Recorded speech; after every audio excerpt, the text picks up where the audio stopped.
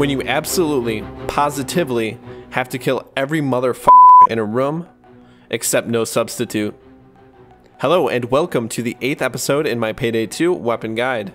In this video, we take a look at the iconic Cold Warrior, the AK.762.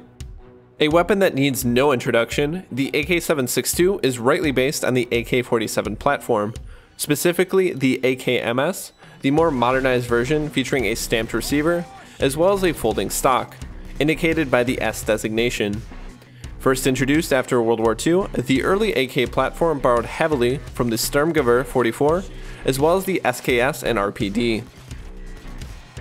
It chambers the 7.62 by 39mm Soviet intermediate round, capable of defeating most forms of body armor as well as piercing through thin cover with enough energy to devastate any human target. While the AKM may not be in standard service with the Russian armed forces, variants such as the AK-74, AK-103, RPK-74, and AK-12 are still in active service with the various forces across the globe.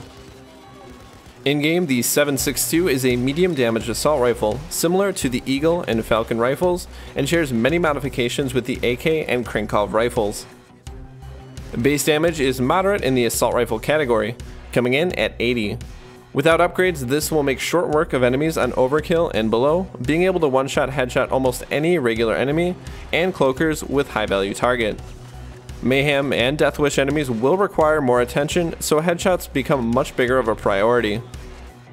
Special enemies will fall pretty consistently to the 7.62, although high-value target will make long-range engagements worthwhile, allowing you to more reliably kill distant enemies. The DMR kit will dramatically increase the damage of this weapon.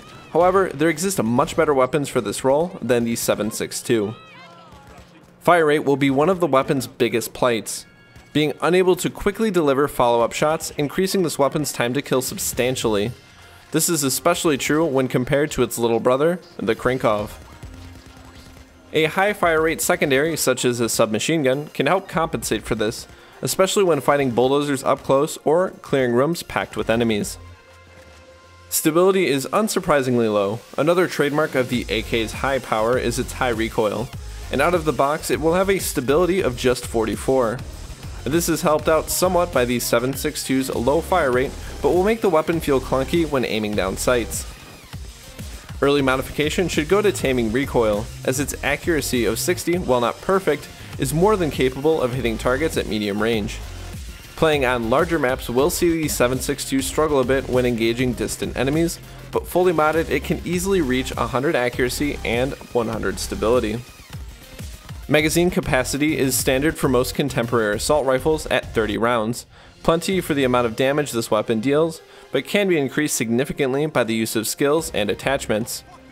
Reload times are pretty standard, 2.8 seconds for tactical and 3.87 seconds for an empty reload.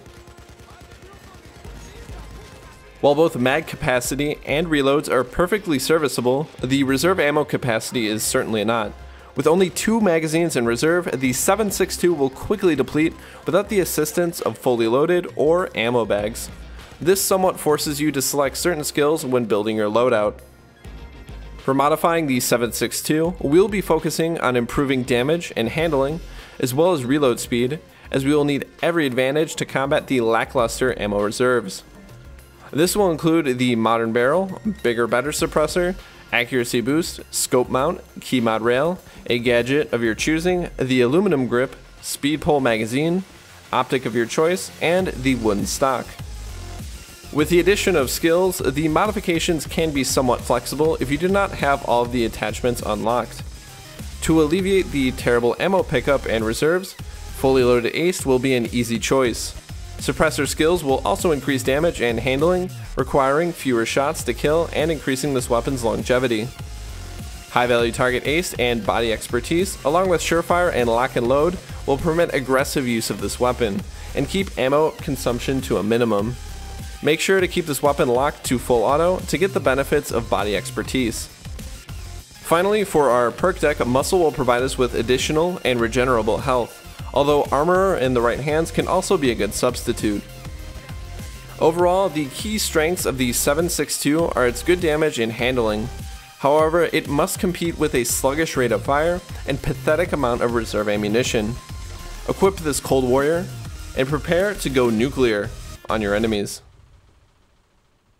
Thank you very much for watching. Join us next time when we look at the M308.